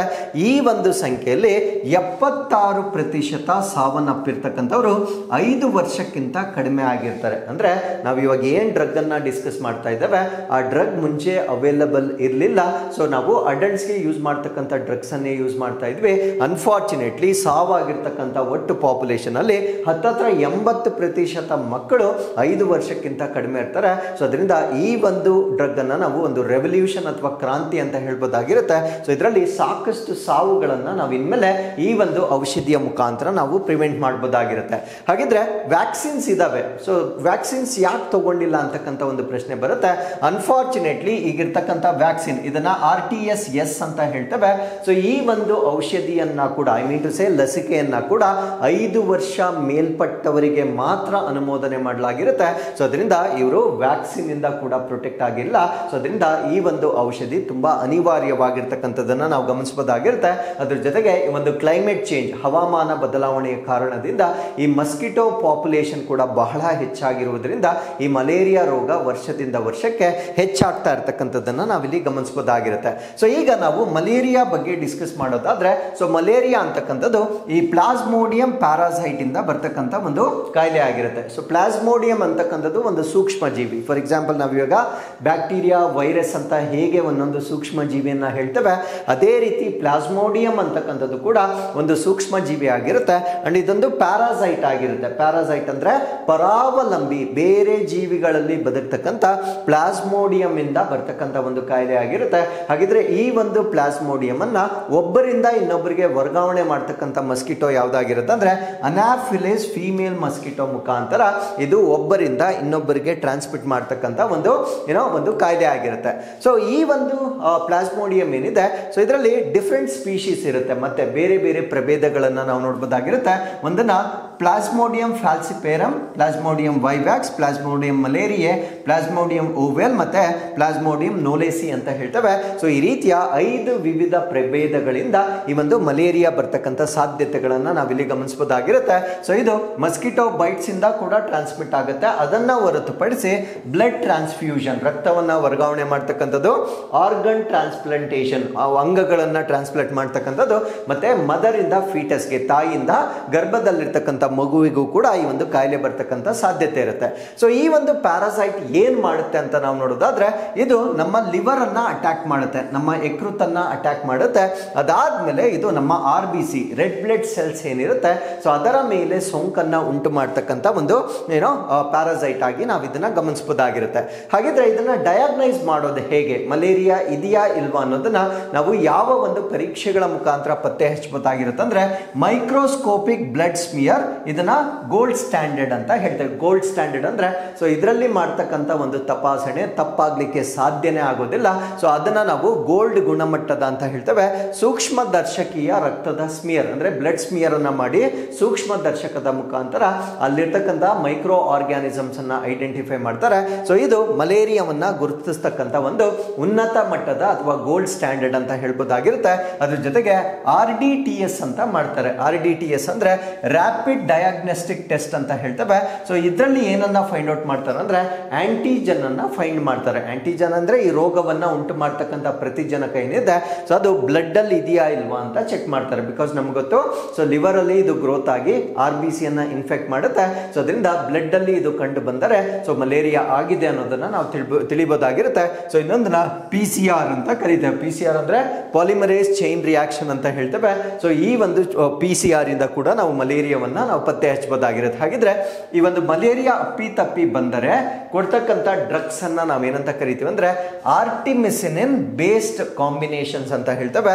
ಸೊ ಅದು ಆರ್ಟಿಮಿಸಿನಿನ್ ಬೇಸ್ಡ್ ಥೆರಪೀಸ್ ಅನ್ನ ಕೊಡುವ ಮುಖಾಂತರ, ಇನ್ ಶಾರ್ಟ್ ಇದನ್ನ ನಾವೇನಂತ ಕರಿತೀವಿ ಅಂದ್ರೆ ಆಕ್ಟ್ಸ್ ಅಂತ ಕರಿತೇವೆ. ಸೊ ಈ ಒಂದು ಆಕ್ಟ್ಸ್ ಚಿಕಿತ್ಸೆಯನ್ನ ಮಲೇರಿಯಾಗೆ ನೀಡ್ತಕ್ಕಂಥದ್ದನ್ನ ನಾವು ನೋಡಬಹುದಾಗಿರುತ್ತೆ. ಅಂಡ್ ಸಿವಿಯರ್ ಮಲೇರಿಯಾ ಬಂದಾಗ ಅಂದ್ರೆ ತೀವ್ರವಾಗಿರ್ತಕ್ಕಂಥ ಮಲೇರಿಯಾ ಬಂದಾಗ ಆರ್ಟಿಮ್ಯೂಸೇಟ್ ಆರ್ ಕ್ವಿನೈನ್ ಅನ್ನ ಕೊಡ್ತಾರೆ. ಕ್ವಿನೈನ್ ಅಂತಕ್ಕಂಥ ಒಂದು ಮೆಡಿಸಿನ್ ಅನ್ನ ಕೊಡ್ತಾರೆ. ಸೊ ಇದೊಂದು ಆಲ್ಕಲಾಯ್ಡ್ ಆಗಿರುತ್ತೆ. ಇದನ್ನು ಕೂಡ ಒಂದು ಎಕ್ಸಾಂಪಲ್ ಕೇಳಿರ್ತಾರೆ.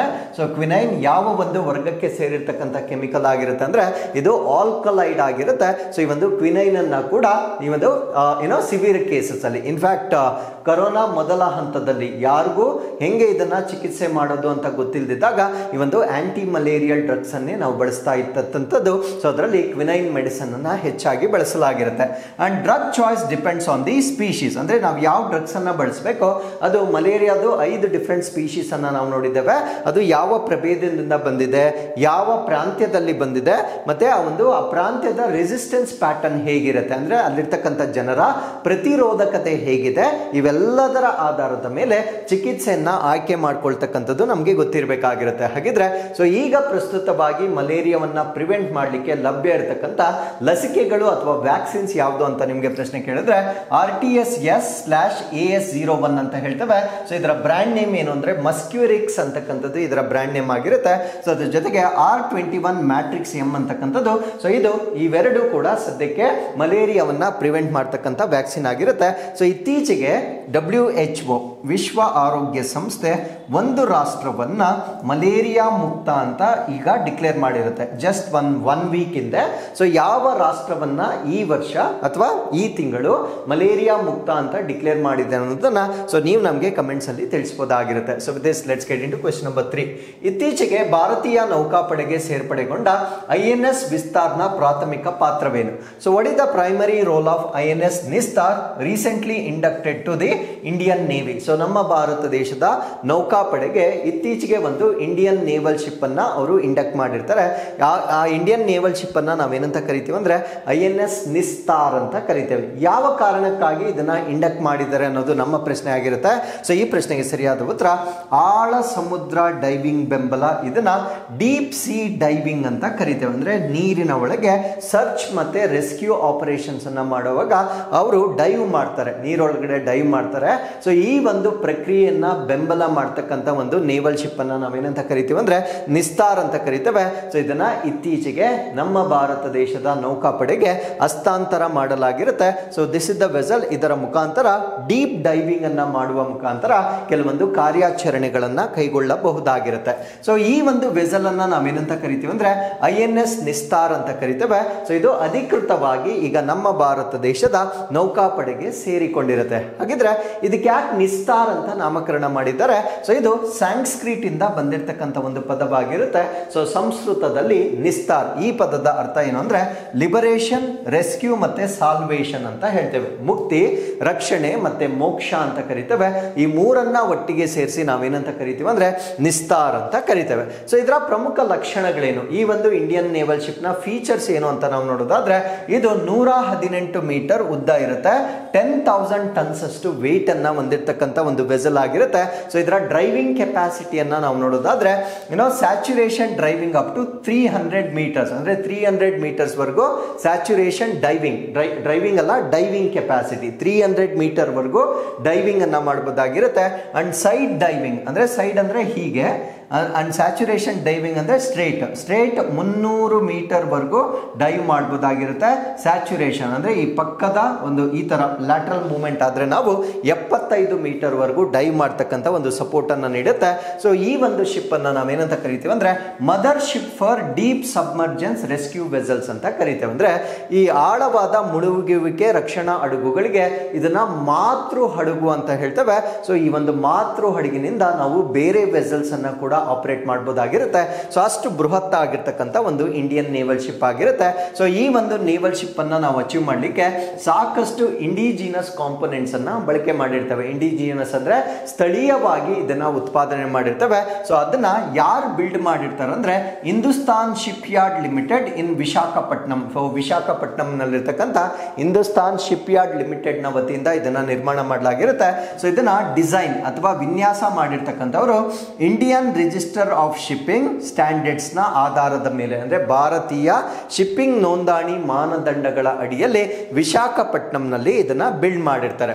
ಸೊ ಇದು 75% ಇದರಲ್ಲಿ ಏನೇನು ಟೆಕ್ನಾಲಜಿ ಇರ್ಬೋದು ಅಥವಾ ಮೆಟೀರಿಯಲ್ ಇರ್ಬೋದು, ಸೊ ಇದೆಲ್ಲ ಸ್ಥಳೀಯವಾಗಿ ಇದನ್ನ ಅಭಿವೃದ್ಧಿ ಪಡಿಸಿರ್ತಾರೆ. ಸೊ ಇದು ನಮ್ಮ ಭಾರತ ದೇಶದ ಆತ್ಮನಿರ್ಭರ್ ಭಾರತ್ ಮತ್ತೆ ಮೇಕ್ ಇನ್ ಇಂಡಿಯಾ ಇನಿಷಿಯೇಟಿವ್ ಏನಿದೆ, ಸೊ ಅದಕ್ಕೆ ಹೊಂದಿಕೆ ಆಗ್ತಕ್ಕಂಥ ಒಂದು ಇಂಡಿಯನ್ ನೇವಲ್ ಶಿಪ್ ಆಗಿ ನಾವು ನೋಡಬಹುದಾಗಿರುತ್ತೆ. So with this let's get into question number 4.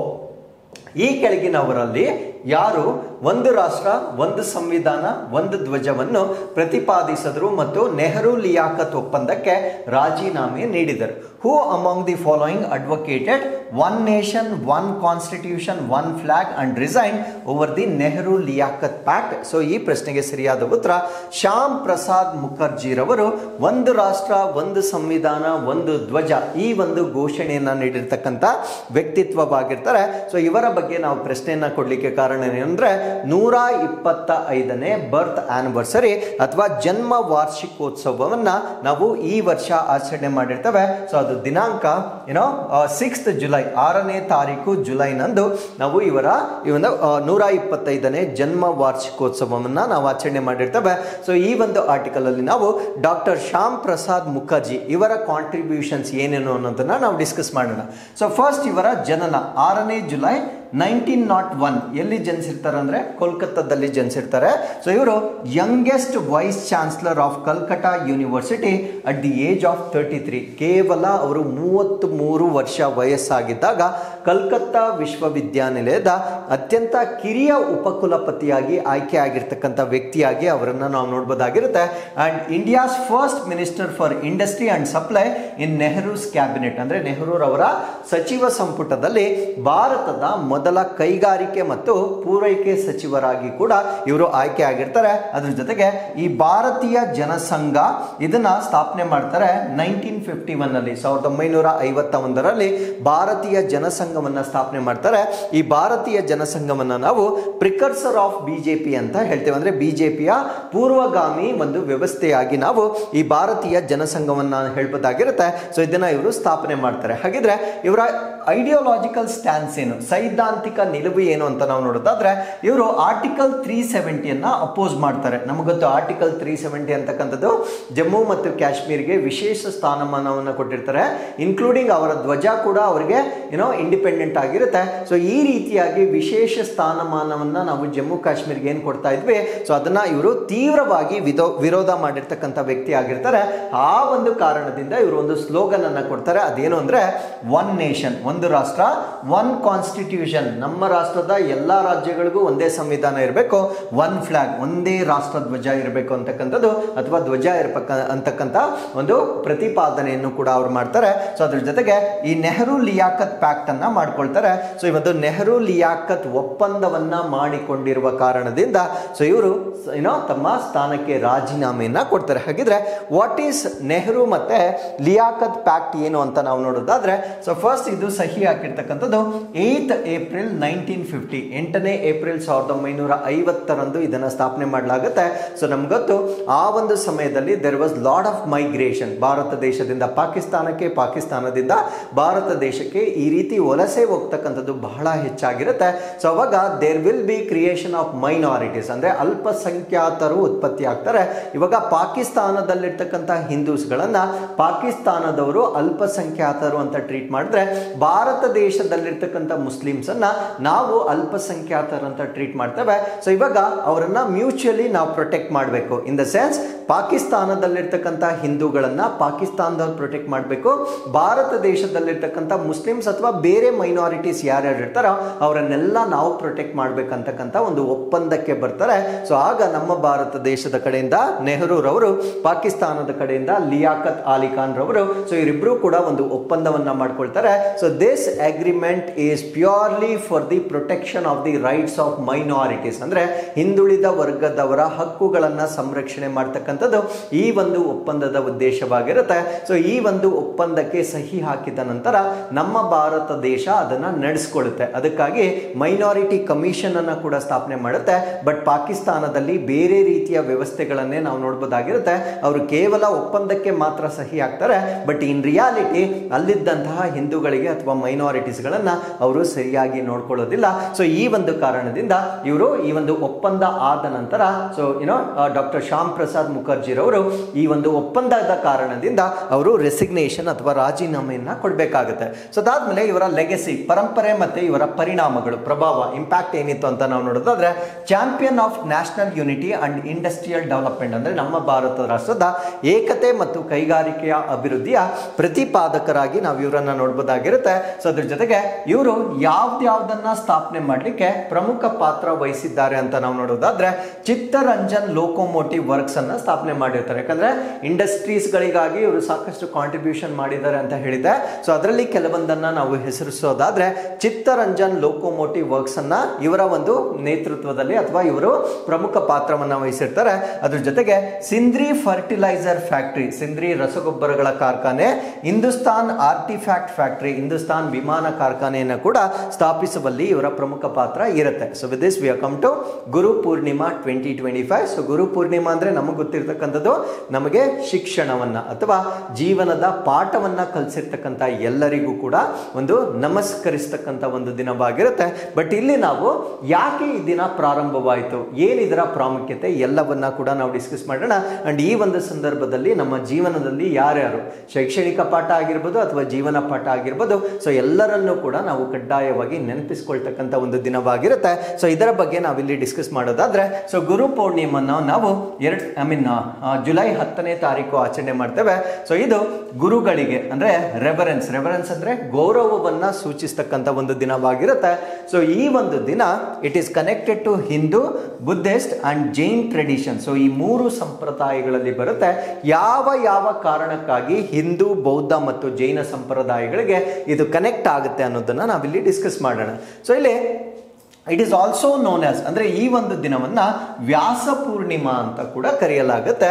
Because to commemorate the birth of Maharshi Veda Vyasa, compiler of Vedas and author of the Mahabharata, ಅಂದ್ರೆ ವೇದಗಳನ್ನ ಸಂಕಲನಕಾರ ಮಾಡಿರ್ತಕ್ಕಂಥವ್ರು ಮತ್ತೆ ಮಹಾಭಾರತ ಕರ್ತೃ ಆಗಿರ್ತಕ್ಕಂಥ ಮಹರ್ಷಿ ವೇದ ವ್ಯಾಸರ ಜನ್ಮ ದಿನವನ್ನ ಸ್ಮರಿಸಲಿಕ್ಕೆ ಸೊ ಇದೇ ಗುರು ಪೂರ್ಣಿಮವನ್ನ ನಾವು ವ್ಯಾಸ ಪೂರ್ಣಿಮಾ ಅಂತ ಕೂಡ ಕರೆಯಬಹುದಾಗಿರುತ್ತೆ. ಸೊ ಅದಾದ್ಮೇಲೆ ಹಿಂದೂಯಿಸಮ್ಗೂ ಇದಕ್ಕೂ ಏನು ಸಂಬಂಧ ಅಂತ ನಾವು ನೋಡೋದಾದ್ರೆ, it honours Veda Vyasa and the guru tradition.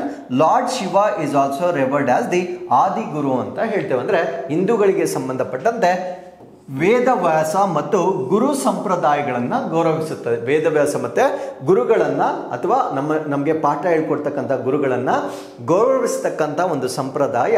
ಅದ್ರ ಜೊತೆಗೆ ಶಿವನನ್ನ, ಲಾರ್ಡ್ ಶಿವನನ್ನ ನಾವು ಗುರು ಎಂದು ಕೂಡ ಸೊ ಪೂಜಿಸ್ತಕ್ಕಂಥದ್ದನ್ನು ನಾವು ಈ ಒಂದು ಹಿಂದೂ ಧರ್ಮದಲ್ಲಿ ನೋಡ್ಬೋದಾಗಿರುತ್ತೆ. ಸೊ ನೆಕ್ಸ್ಟ್ ಬುದ್ಧಿಸಮ್ ಅಥವಾ ಬೌದ್ಧ ಧರ್ಮಕ್ಕೆ ಬಂದಾಗ ಈ ಒಂದು ದಿನಾಂಕ ಏನಿರುತ್ತೆ, so it marks the day the Gautam Buddha gave his first sermon at Sarnath initiating the ಧರ್ಮ ವೀಲ್. ಅಂದರೆ ಗೌತಮ ಬುದ್ಧರು ಈ ಒಂದು ದಿನದಂದು ಸಾರನಾಥದಲ್ಲಿ ತನ್ನ ಮೊದಲ ಧರ್ಮೋಪದೇಶವನ್ನ ನೀಡಿ ಧರ್ಮಚಕ್ರವನ್ನ ಪ್ರಾರಂಭಿಸಿರ್ತಕ್ಕಂಥ ದಿನ. ಸೊ ಇದು ಬೌದ್ಧ ಧರ್ಮಕ್ಕೆ ಸಂಬಂಧಪಟ್ಟಿರ್ತಕ್ಕಂಥ ಒಂದು ಕಾರಣವಾಗಿರುತ್ತೆ.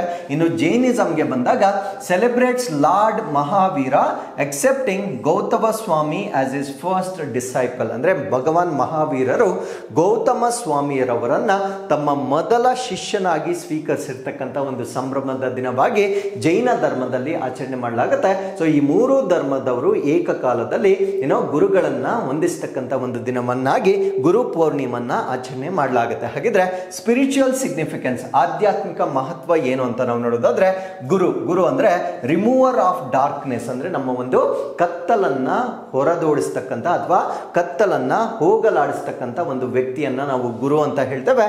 ಅಂಡ್ ಪೂರ್ಣಿಮಾ ಅಂದ್ರೆ ಫುಲ್ ಮೂನ್ ಅಥವಾ ಹುಣ್ಣಿಮೆ ಅಂತ ಹೇಳ್ತೇವೆ. ಸೊ ನಮ್ಮ ಬೆಳಕಿನಲ್ಲಿ ಕತ್ತಲನ್ನ ಹೋಗಲಾಡಿಸಿ ಬೆಳಕನ್ನ ನೀಡ್ತಕ್ಕಂಥ ಒಂದು ಗುರುವಾಗಿರ್ತಾರೆ. ಸೊ ಅವರನ್ನ ನೆನಪಿಸ್ಕೊಳ್ತಕ್ಕಂಥದ್ದು ಅಥವಾ ಆ ಒಂದು ಗ್ರಾಟಿಟ್ಯೂಡ್ ಅನ್ನ ಎಕ್ಸ್ಪ್ರೆಸ್ ಮಾಡ್ತಕ್ಕಂಥ ಒಂದು ದಿನವಾಗಿ ನಾವು ನೋಡ್ಬೋದಾಗಿರುತ್ತೆ. And it symbolises guru disciple bond, ಅಂದ್ರೆ ಗುರು ಮತ್ತೆ ಶಿಷ್ಯರ ನಡುವೆ ಇರ್ತಕ್ಕಂಥ ಒಂದು ಬಾಂಡ್ ಅಥವಾ ಸಂಬಂಧ ಏನಿರುತ್ತೆ, ಆ ಪವಿತ್ರ ಸಂಬಂಧದ ಸಂಕೇತವಾಗಿ ಸೊ ಈ ಒಂದು ದಿನವನ್ನ ಆಚರಣೆ ಮಾಡಲಾಗುತ್ತೆ. So with this we have come to inquest challenge number 909. So ಇಲ್ಲಿ ನೀವು ವಿಡಿಯೋನ ಪಾಸ್ ಮಾಡ್ಕೊಳ್ಳಿ. ಸೊ ಪ್ರಶ್ನೆಗಳನ್ನ ನೋಡಿ ಉತ್ತರ ಕೊಡ್ಬೋದಾಗಿರುತ್ತೆ. ಮೊದಲನೇ ಪ್ರಶ್ನೆ ಯೂರೋಝೋನ್ಗೆ ಸಂಬಂಧಪಟ್ಟಂತೆ ಪ್ರಶ್ನೆ, ಇದನ್ನ ಆಲ್ರೆಡಿ ನಾನು ಡಿಸ್ಕಸ್ ಮಾಡಿದ್ದೇನೆ. ಸೊ ಎರಡನೇ ಪ್ರಶ್ನೆ ನಿಮಗೆ ರಾಷ್ಟ್ರೀಯ ಅಲ್ಪಸಂಖ್ಯಾತರ ಆಯೋಗಕ್ಕೆ ಸಂಬಂಧಪಟ್ಟಂತೆ, ಸೊ ಇದು ಕೂಡ ನ್ಯೂಸ್ ಅಲ್ಲಿತ್ತು. ಸೊ ಇದಕ್ಕೆ ಸಂಬಂಧಪಟ್ಟಂತೆ ಪ್ರಶ್ನೆಯನ್ನ ನೀಡಲಾಗಿರುತ್ತೆ.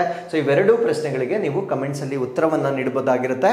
ಸೊ ಇಲ್ಲಿಗೆ ಇವತ್ತಿನ ಎಲ್ಲ ಅಪ್ಡೇಟ್ಸ್ ಅನ್ನ ನಾನು ಕಂಪ್ಲೀಟ್ ಮಾಡಿರ್ತೇನೆ.